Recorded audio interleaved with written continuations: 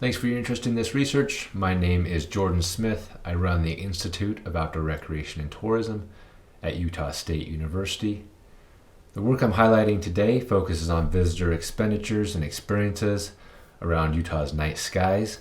It was a project that was jointly funded by the Public Lands Initiative at Utah State University with the Natural Sounds and Night Skies Division of the National Park Service. It was a true team effort. We have a research team up here on the right-hand side of the screen. It included Zach Miller, who is now with the National Park Service, Anna Miller and Chase Lamborn, both of whom are here at Utah State University, as well as Sherilyn Anderson and Adam Biko, both of whom are with the National Park Service's Natural Sounds and Night Skies Division. So all of us have had an opportunity to go out into a park or into a national forest, look up and have a truly unique experience that we most likely didn't have the opportunity to have closer to home. Parks and protected areas provide opportunities to experience relatively unpolluted night skies, dark night skies. Unfortunately, across the globe, the opportunities to have these types of experiences is diminishing each year.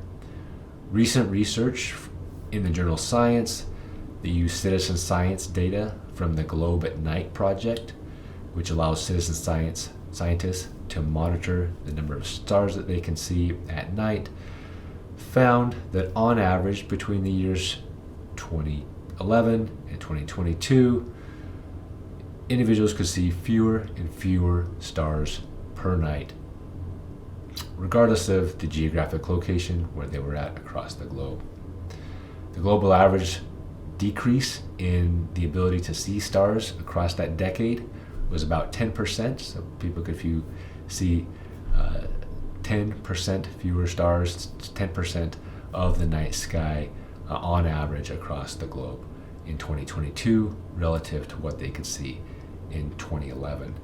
And here in North America, that number was actually higher, slightly above 10% decrease in the number of stars that you could see at night. So parks and protected areas might be one of the last bastions where we can strategically work to preserve these types of opportunities in ways that they provide experiences that are unique to those parks and to those protected areas. Unfortunately, we have a very rudimentary understanding of who night sky recreationists are, primarily why people participate in night sky dependent activities. We actually have very little information about what a night sky recreationist actually is. What are the activities that make somebody a night sky dependent recreationist? That was one of the key questions that we set out to study, or that we set out to answer in this research effort. Other questions that we address are, do night sky recreationists have unique travel and spending patterns relative to other visitors who are in parks at night? The final question really is a very applied question for park managers, is how do night sky dependent recreationists want to see night skies managed? How do they want to see night sky recreational opportunities managed by the agency that's providing those opportunities, whether it be the state park system or the national park in the case of this study? So the specific geographic location of this research effort is the darkest location in the continental United States. Here I have highlighted the Colorado Plateau and the Basin and Range region in the western U.S. Utah is comprised partially of the Colorado Plateau and Basin and Range, primarily within the southern reaches of the state. And you can see here from this map, which shows the fraction above natural brightness, so it basically shows the light pollution that is emitted by major metropolitan areas and major population centers across the United States. You can see that the area that's highlighted in the Colorado Plateau and the Basin Range is relatively dark compared to the entire country. It actually is one of the darkest locations in the continental United States. So this is why we chose to focus here, is because we have a larger proportion of visitors that come to our parks and protected areas primarily for this unique opportunity to be in one of the darkest places on the continent. And specifically within Utah, we have the highest concentration of dark sky designated places. We have 10 state parks that are designated by the International Dark Sky Association as IDA designated dark sky parks. You can see those here in orange. We also have all 5 of our mighty 5 national parks designated as dark sky parks. And we have 4 of our 5 national monuments, 5 of our 6 national monuments designated as dark sky parks as well. Those are in green. We also have a small but growing contingent of communities and local parks who have worked to receive IDA designation as well. They are in blue on this screen. Our effort in this study was focused on trying to contact individuals who were participating in night sky recreation activities at a select set of IDA designated parks within the state. Specifically, our survey effort focused on 1 national monument, Natural Bridges National Monument, as well as 4 national parks. We were in Arches, we were in Canyonlands, we were in Capitol Reef, and we were in Bryce Canyon, as well as 4 state parks within Utah. This is the sampling frame of the geographic locations where we were contacting individuals, primarily at campgrounds, at scenic overlooks, at visitor concentration areas, in the pre-dusk and post-dusk hours every night. So we strategically sampled individuals who were in parks at night an hour and a half before dusk and an hour and a half after dusk. This is a relatively unique sampling window within the context of survey sampling work within parks and protected areas, where we typically contact individuals for a long stretch of time, 6 to 8 hours throughout the daytime hours. In this study, we were specifically trying to contact individuals who were in parks at night, believing that they were more likely to be there specifically because of the opportunities provided by those parks in the nighttime hours. We had 69 days of sampling across those park units. Our sampling effort focused in the spring and in the winter. It was a sampling effort that started in fall of 2020 and went for 2 years. We had to have such a long sampling effort because we had to focus on the spring and the fall seasons, because in the summer months it gets it stays light too late to sample people before 10, 11 o'clock at night, to really start the sampling effort at 10 or 11 o'clock at night, and that makes it very difficult to contact individuals before they actually go to bed. So our sampling window focused on spring and fall, and within those 2 windows it focused on a very small time frame, an hour and a half before dusk and an hour and a half after dusk. Despite these limitations, we were able to get 634 complete responses, and that tabulates out to an 82% response rate, which is very good for contacting individuals right before they go to bed within a park. So on par with other on-site sampling efforts within parks and protected areas, but very good given the unique constraints of trying to contact individuals at a very late hour. So the first question that we dug into was, how do we actually define what a night sky dependent recreationist is? In this research, we take a behavioral approach where we say if an individual participates in one of 3 different activities that depends on the quality of clear, dark night skies, then they are a night sky dependent recreationist.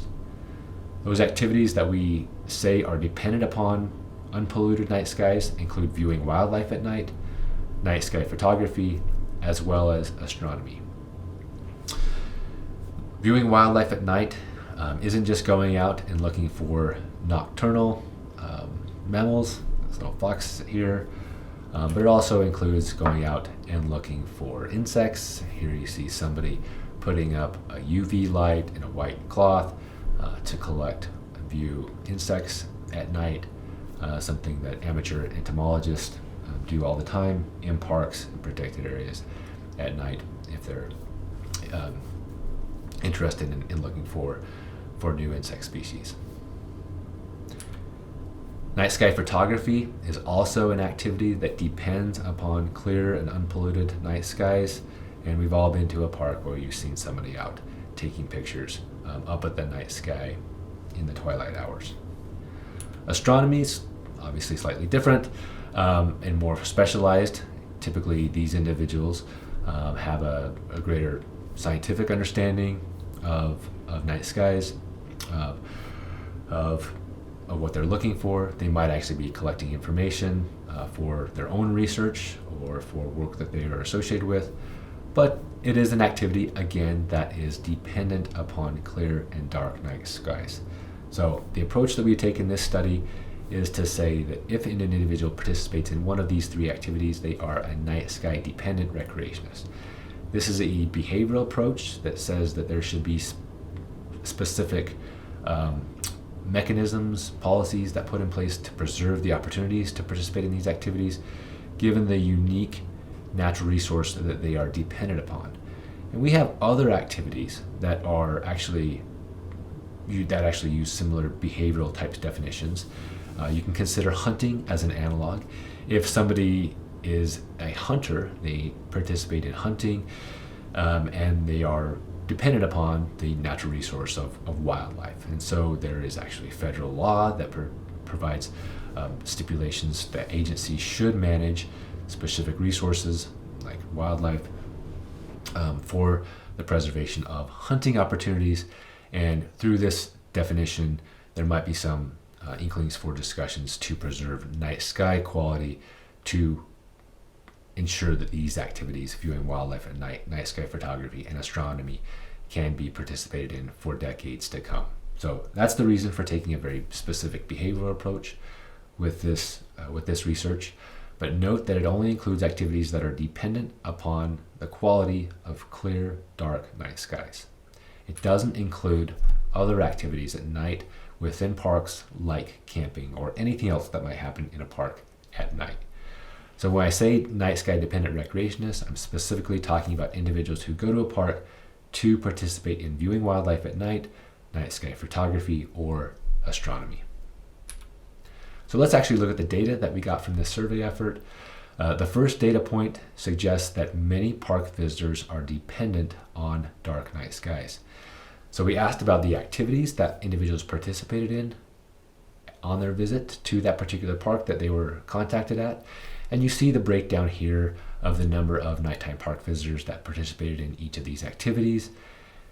The general trend is similar to what we see from on-site samples during the day, where hiking, scenic driving, and developed camping are all very popular.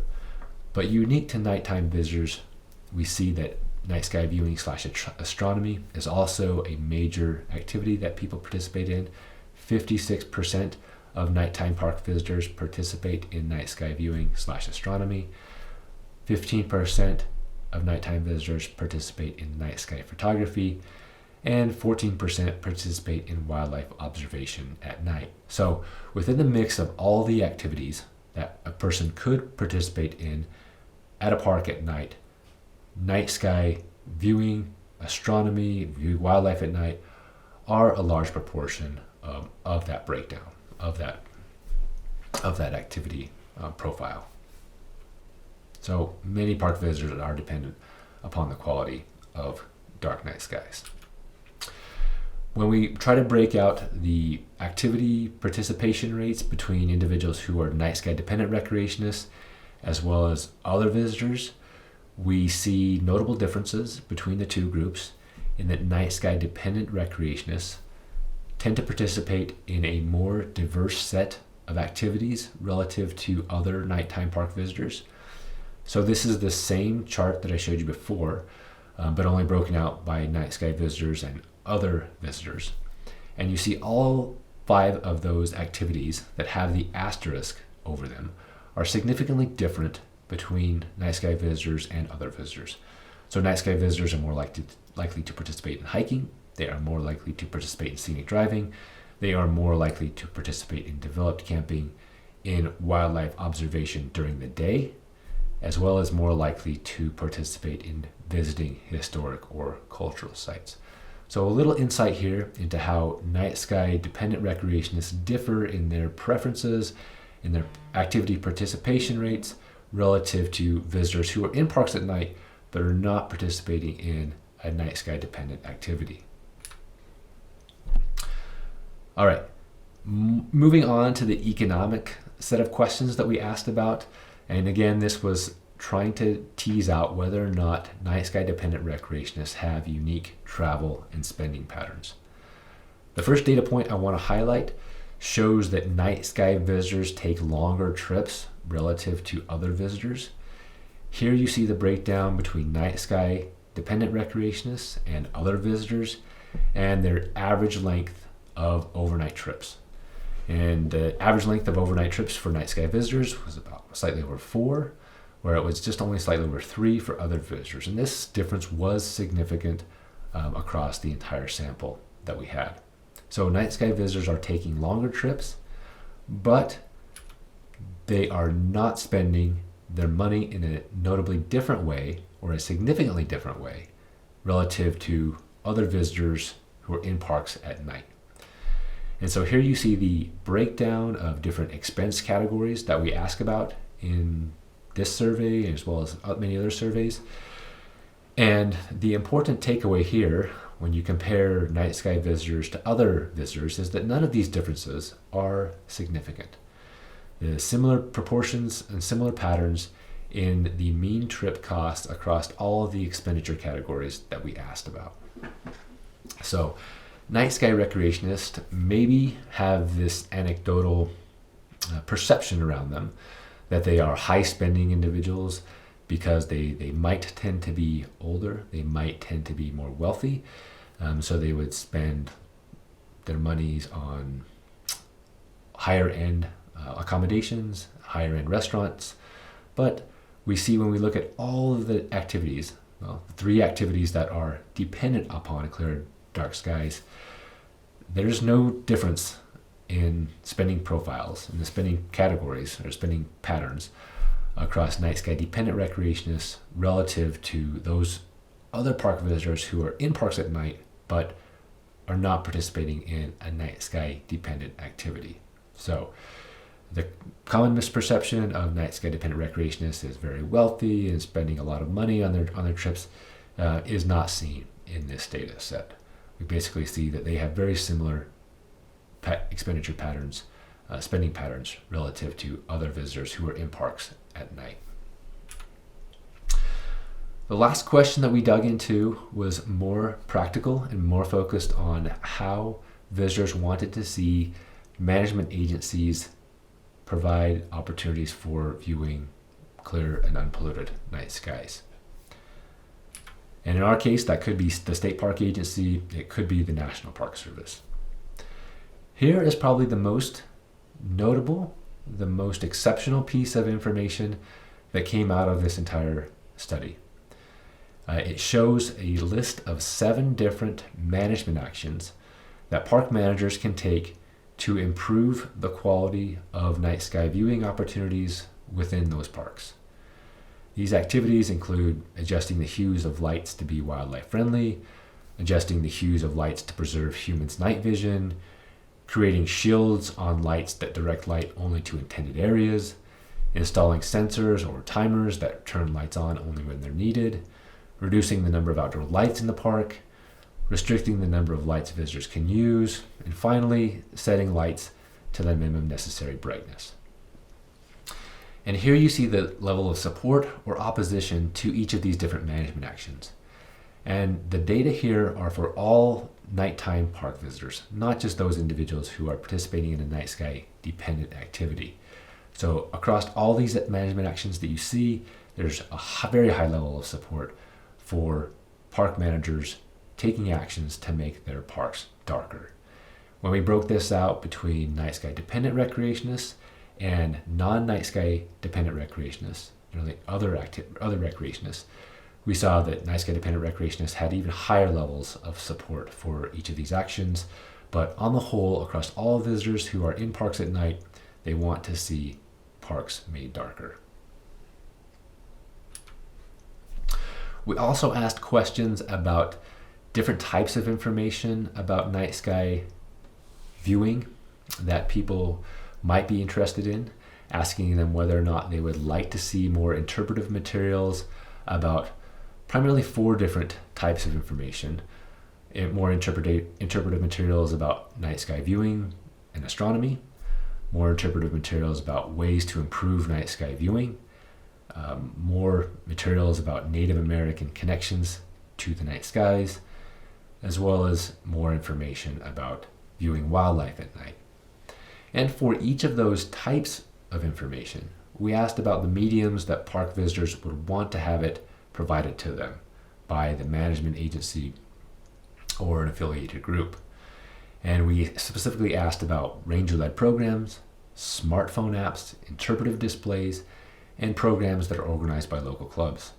And here you see the general level of support. So the activities, or the types of information at the top of the list, night sky viewing and astronomy, ways to improve night sky viewing, were more preferred. Individuals wanted more information about night sky viewing and astronomy relative to ways to improve night sky viewing, and going down the list to Native American connections to the night skies, and finally viewing wildlife at night. Probably most telling piece of information from this question came about from the types of information that individuals could receive this information about night sky viewing. With ranger-led programs being the dominantly most preferred source of information, again, in-person activities are very, very preferred by state and national park visitors. But we also see a high proportion of our respondents want information about night sky viewing, connections to the night sky, Native American connections to the night skies, from smartphone applications. This might be higher than many park managers or interpretive professionals might perceive to be the case.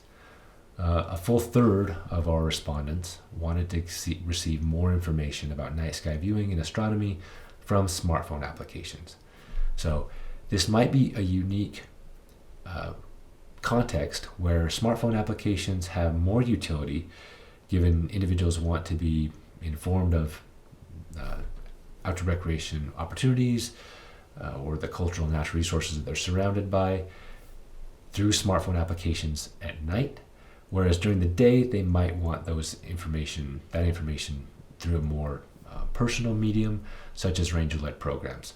Although we can't say that for sure from this study, the data at least show that there is a very strong level of support for more information from smartphone applications, while ranger-led programs is still the most dominantly preferred source of information. The last piece of data that I'm going to highlight shows information about individuals' awareness of IDA park designation and its importance in their decision to visit on that day. And so 46% of all the visitors that we contacted at night were aware of the IDA designation of the park, but this means that 54% were not. So over half of visitors who are in parks at night do not know that that park is designated as an IDA dark sky park. But of the 46% that did know, the majority said it was important in their decision to visit. And you can see we've broken down this data in this specific question across all visitors, night sky dependent visitors, and other visitors. I'll focus on the all visitors category here, what's shown in the gray bars. And you can see that across all visitors who knew about an IDA designation, knew that that park was designated, the majority said it was at least somewhat important for their intent to visit, or for their decision to visit on that day. So while we can't say that most people know about IDA designations, if they do know about it, it plays an important role in their intent to visit. So 6 key takeaways that I want to highlight from this study. Number 1, many park visitors are dependent on dark night skies. Again, we saw that a large proportion of the visitors who are in parks at night are there to participate in a night sky dependent outdoor recreation activity. Second, night sky dependent recreationists participate in a more diverse set of activities relative to other nighttime park visitors. Third, night sky dependent recreationists have similar spending patterns relative to other nighttime park visitors. And this might counter a narrative that presents night sky visitors as relatively wealthy and having very unique spending patterns. And we definitely don't see that in these data. Fourth, most park visitors support management actions to make parks darker. And again, this was probably the most striking finding from this study, is that overwhelmingly, park visitors at night, regardless of whether they participated in a night sky dependent activity, wanted to see park managers take action to make them darker. Fifth, ranger-led programs were the most preferred information source about night sky viewing, followed closely by smartphone applications. And finally, most nighttime visitors don't know about IDA designations, but the majority of those who do say it plays an important role in their decision to visit. So these are 6 key takeaways that I've just been able to highlight in this short amount of time, but we do have a wealth of other information that is available in our full report. It's provided in the link below, as well as at the link that you can see on the screen, which is for the National Park Service's IRMA Data Store repository, where the report is published. If you do have any specific questions about the analysis or about the study or about our future research that's stemming from this work, feel free to reach out to me at the email address here. I thank you for your time. I hope you've found this kind of useful in trying to provide a baseline understanding of how we start to conceptualize night sky recreationists, how we start to think about them as uniquely different in certain ways relative to other visitors who are in parks at night, and how we actually start to make management actions to preserve the ever-dwindling resource that is clear, dark night skies. So thanks for your time. I'll catch you on the next one.